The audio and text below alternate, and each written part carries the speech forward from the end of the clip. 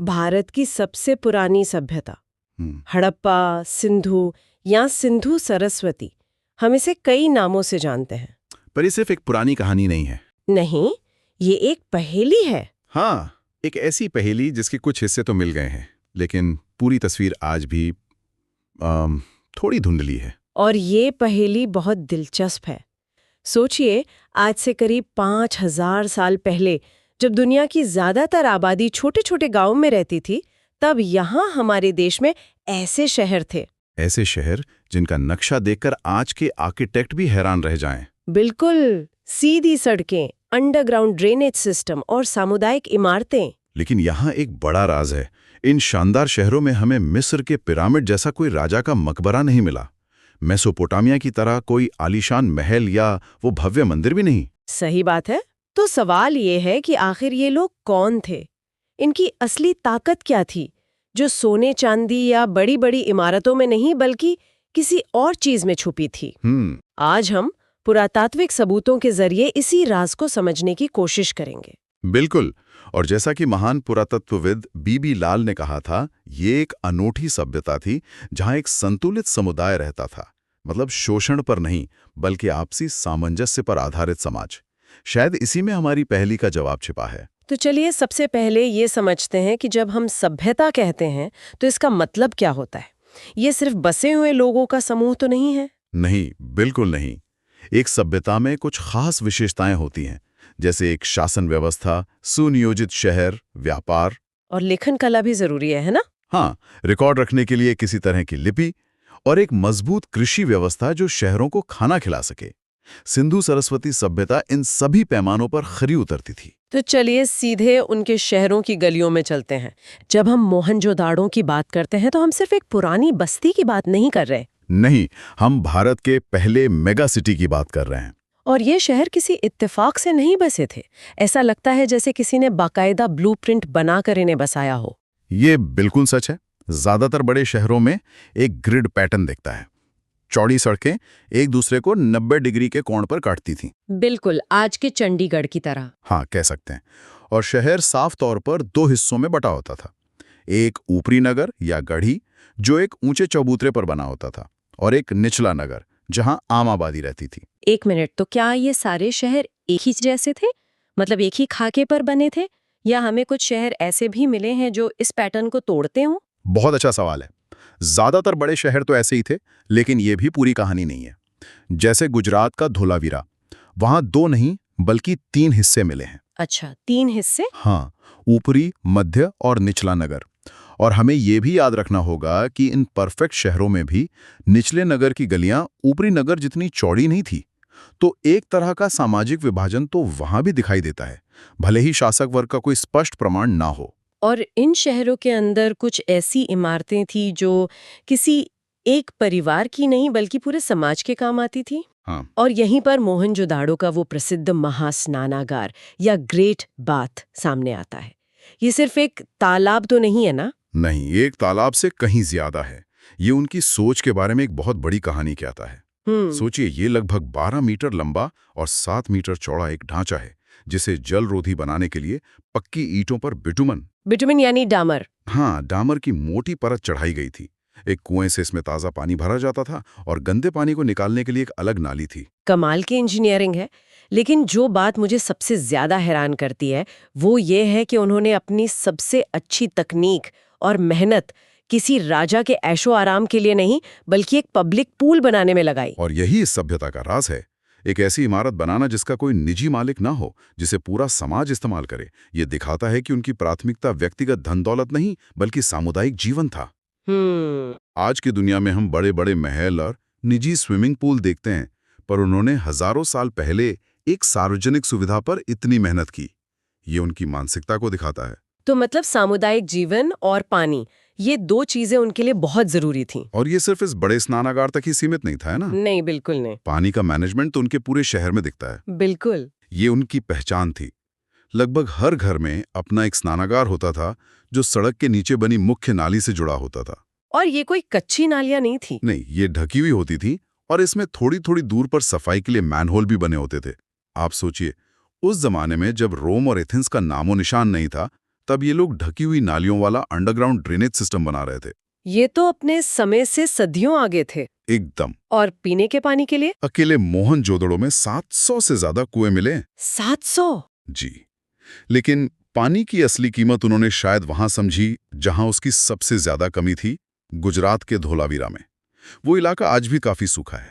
तो उन्होंने वहां क्या किया? उन्होंने कुछ ऐसा किया जो आज के रेन वाटर हार्वेस्टिंग सिस्टम को भी शर्मिंदा कर दे। उन्होंने शहर के चारों ओर चट्टानों को काटकर कम से कम 6 विशाल जलाशय बनाए। चट्टानों को काटकर? हाँ, सबसे बड़ा जलाशय 73 मीटर लंबा था। इन सबको भूमिगत नहरों से जोड़ा गया था ताकि बारिश की एक एक बूंद को सहेज कर रखा जा सके। कमाल है। मतलब वो पानी की हर बूंद की कीमत समझते थे। बिल्कुल। ये इंजीनियरिंग का नहीं बल्कि जिंदा रहने की कला का एक शानदार नमूना था। लेकिन इतने बड़े शहरों को जिंदा रखने के लिए सिर्फ पानी तो काफी नहीं था। इन हजारों लोगों की थाली में क्या होता था? उनकी फूड सप्लाई चेन कितनी मजबूत थी? जाहिर है, बहुत मजबूत। वे जौ, गेहूं, बाजरा, दालें और कई तरह की सब्जियां उगाते थे। हरियाणा के बनावली से मिट्टी के हल का एक छोटा मॉडल भी मिला है जो दिखाता है कि वे खेती की तकनीक जानते थे। और एक चीज में तो दुनिया में सबसे आगे थे। हाँ। वो क्या थी? कपास। वे यूरेशिया में सबसे पहले कपास उगाने और उससे कपड़ा बनाने वाले लोग थे। कॉटन शब्द शायद उनके सिंडन शब्द से ही निकला है। ये तो हुई खेती की बात। लेकिन क्या वो सिर्फ शाकाहारी थे? उनके खाने की थाली की और क्या कहानियां हैं? नहीं, वे मांस और मछली भी खाते थे। लेकिन असली मजेदार कहानी हमें उनके मिट्टी के बर्तनों से पता चलती है। अच्छा। वैज्ञानिकों ने कुछ ऐसा किया है जो किसी जासूसी कहानी जैसा लगता है। उन्होंने हजारों साल पुराने बर्तनों की अंदरूनी सतह को खुरचकर उसकी जांच की। मतलब खाने के फॉसिल्स की जांच? हाँ। क्या मिला उसमें? नतीजे हैरान करने वाले थे। दूध और दही जैसी चीजों के अवशेष तो मिले जिसकी उम्मीद थी, लेकिन साथ ही हल्दी, अदरक और यहां तक कि केले के कण भी मिले। वाह, हल्दी और अदरक। मतलब उनका स्वाद काफी विकसित था। बिल्कुल। ये तो आज के भारतीय खाने की नींव जैसा लग रहा है। एकदम। ये दिखाता है कि वे सिर्फ पेट भरने के लिए नहीं खा रहे थे, वे स्वाद की परवाह करते थे। उनकी रसोई में मसालों का इस्तेमाल होता था। तो एक तरफ ये उन्नत शहर, बेहतरीन खेती और स्वाद से भरा भोजन, लेकिन इतनी बड़ी पैदावार का वो करते क्या थे? क्या ये सब सिर्फ अपने शहरों के लिए था? नहीं, यहीं से उनकी कहानी लोकल से ग्लोबल हो जाती है।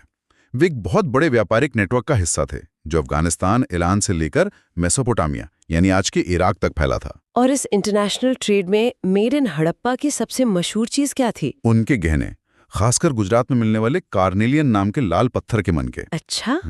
ये मनके इतने लोकप्रिय थे कि मेसोपोटामिया के शाही मकबरों तक में पाए गए हैं और इन पर की गई कारीगरी लाजवाब थी। मतलब ये सिर्फ कारीगर नहीं थे, ये अपने समय के बेहतरीन टेक्नोलॉजिस्ट भी थे। बिल्कुल। इसका एक और सबूत ओमान के तट पर मिला है। वहां हड़प्पा में बना हाथी दांत का एक कंगा मिला है। एक कंगा? हजारों किलोमीटर दूर? हाँ, सोचिए, ये दिखाता है कि उनके उत्पाद कितने कीमती और प्रसिद्ध थे। और इतना बड़ा समुद्री व्यापार बिना बंदरगाहों के तो संभव नहीं होगा। बिल्कुल। लोथल का जिक्र यहीं आता है ना? हाँ, गुजरात के लोथल में एक विशाल बेसन मिला है जो 200 मीटर से भी ज्यादा लंबा है।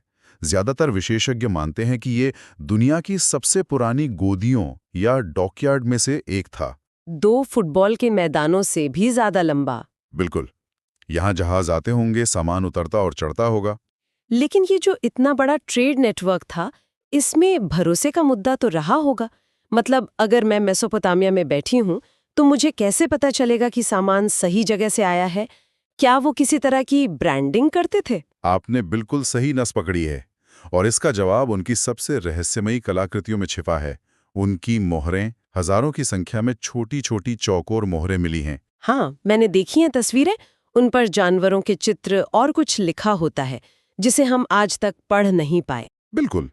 ये मोहरें स्टीएटाइट नाम के एक मुलायम पत्थर से बनी होती थी। उन्होंने इस पर एक सींग वाले बैल जैसे जानवरों की बारीक नक्काशी की और फिर इसे आग में इतना पकाया कि ये कांच की तरह सख्त हो गया। वाह, ये तो मटेरियल साइंस में उनकी महारत का सबूत है। हाँ, तो माना जाता है कि ये मोहरें एक साथ 2 काम करती थी, एक कॉर्पोरेट लोगो और एक टैम्पर प्रूफ लॉक का। अच्छा, वो कैसे? जब व्यापारी अपना सामान भेजते थे तो उसे रस्सी से बांधकर उस पर गीली मिट्टी लगाते थे और फिर अपनी मोहर से उस पर छाप लगा देते थे। ओके। इससे 2 चीजें सुनिश्चित होती थी। एक, अगर मिट्टी की छाप टूटी नहीं है तो सामान सुरक्षित है, और 2 छाप देखकर पता चल जाता था कि सामान किस व्यापारी ने भेजा है। ये भरोसे का एक बहुत ही सरल और प्रभावी सिस्टम था। तो एक तरफ इतनी उन्नत सभ्यता, सुनियोजित शहर, ग्लोबल ट्रेड, सब कुछ बेहतरीन चल रहा था। फिर अचानक क्या हुआ? लगभग 1900 ईसा पूर्व के आसपास ये महान सभ्यता ढलान पे क्यों आ गई? ये इस कहानी का सबसे बड़ा और सबसे दुखद सवाल है। दशकों तक एक थ्योरी बहुत लोकप्रिय थी कि बाहर से आए आर्य आक्रमणकारियों ने इन शहरों को तबाह कर दिया। लेकिन इसके क्या सबूत हैं? सच कहूं तो लगभग कोई सबूत नहीं है। हमें किसी बड़े युद्ध, नरसंहार या किले तोड़ने के कोई पुरातात्विक सबूत नहीं मिलते। मतलब कोई बड़ी सेना या बहुत ज्यादा हथियार भी नहीं मिले हैं? नहीं, जो थोड़े बहुत हथियार मिले हैं वे शिकार या आत्मरक्षा के लिए लगते हैं, किसी संगठित सेना के नहीं। उपलब्ध प्रमाणों के आधार पर ये एक अपेक्षाकृत शांतिप्रिय सभ्यता लगती है। तो अगर लड़ाई नहीं हुई तो इतने बड़े बड़े शहर वीरान कैसे हो गए? लोग कहाँ चले गए? आज ज्यादातर विशेषज्ञ मानते हैं कि इसका दुश्मन बाहर से नहीं बल्कि प्रकृति के रूप में आया, और उसने एक नहीं बल्कि 2 तरफ से हमला किया। 2 तरफ से? मतलब? पहला, लगभग 2200 ईसा पूर्व के आसपास दुनिया भर में एक बड़ा जलवायु परिवर्तन हुआ। मॉनसून का पैटर्न बदल गया, मौसम ज्यादा सूखा हो गया। और बारिश बहुत कम हो गई? बिल्कुल, इसका सीधा असर खेती पर पड़ा। जब खेती चौपट होने लगी तो शहरों तक अनाज की सप्लाई चेन टूट गई। और दूसरा हमला? दूसरा हमला और भी विनाशकारी था, सरस्वती नदी का सूख जाना। हमें ये याद रखना होगा कि कालीबंगा, बनावली और राखीगढ़ी जैसे कई बड़े शहर इसी नदी के किनारे बसे थे। वो तो उनकी जीवन रेखा थी। हाँ, जब भूगर्भीय बदलावों के कारण नदी ने अपना रास्ता बदला या वो पूरी तरह सूख गई तो इन शहरों का जीवन आधार ही खत्म हो गया। मतलब एक पूरी नदी गायब हो गई। ये तो किसी फिल्म की कहानी लगती है। बिल्कुल, और ये आज के क्लाइमेट चेंज की बहस के लिए एक बहुत बड़ी चेतावनी है। एक जीती जागती फलती फूलती सभ्यता सिर्फ इसलिए बिखर गई क्योंकि पर्यावरण ने उनका साथ छोड़ दिया। ये तो बहुत दुखद है। तो शहर तो खत्म हो गए, लेकिन क्या उन लोगों का, उनकी संस्कृति का भी अंत हो गया? नहीं, और यही इस कहानी का सबसे महत्वपूर्ण हिस्सा है। शहर भले ही उजड़ गए और लोग वापस एक ग्रामीण जीवन शैली की ओर लौट गए, लेकिन हड़प्पा की संस्कृति और उनकी तकनीक पूरी तरह खत्म नहीं हुई। अच्छा। वो ज्ञान, वो परंपराएं, वो कारीगरी बची रहीं। लोग पूर्व और दक्षिण की ओर चले गए और भारतीय सभ्यता के अगले चरण का हिस्सा बन गए। ये एक सभ्यता का अंत था, लेकिन एक नई शुरुआत का रास्ता भी था। तो सिंधु सरस्वती सभ्यता एक बेहद उन्नत और सुनियोजित समाज था। वे बेहतरीन इंजीनियर और ग्लोबल व्यापारी थे, पर उनकी असली पहचान शायद ये थी कि वो शांतिप्रिय लोग थे, जिन्होंने जल संरक्षण और सामुदायिक जीवन को सबसे ज्यादा महत्व दिया। और जाते जाते एक विचार छोड़ जाते हैं। मोहनजोदड़ो से मिली नर्तकी की वो प्रसिद्ध कांस्य मूर्ति को याद करें। हाँ, वो छोटी सी मूर्ति अपने आत्मविश्वास से भरे पोज में खड़ी है। बिल्कुल, उसके एक हाथ में कंधे से लेकर कलाई तक चूड़ियां हैं। हाँ, एक बहुत ही मशहूर छवि है। अब ये सोचिए, आज भी 4000 साल से ज्यादा समय बाद गुजरात और राजस्थान के कुछ ग्रामीण समुदायों में महिलाएं ठीक इसी तरह पूरे हाथ में चूड़ियां पहनती हैं। शहर खो गए, लिपि भुला दी गई, व्यापार के रास्ते बंद हो गए। हाँ, लेकिन एक साधारण सी सांस्कृतिक परंपरा, चूड़ियां पहनने का एक तरीका, हजारों साल के थपेड़ों को झेल गया। तो सोचने वाली बात यह है कि हमें इन लोगों की असली विरासत के बारे में ये क्या बताता है? एक ऐसी विरासत जो उनके खोए हुए शहरों और उस लिपि जिसे हम पढ़ नहीं पाए, उससे कहीं ज्यादा गहरी और जीवंत है।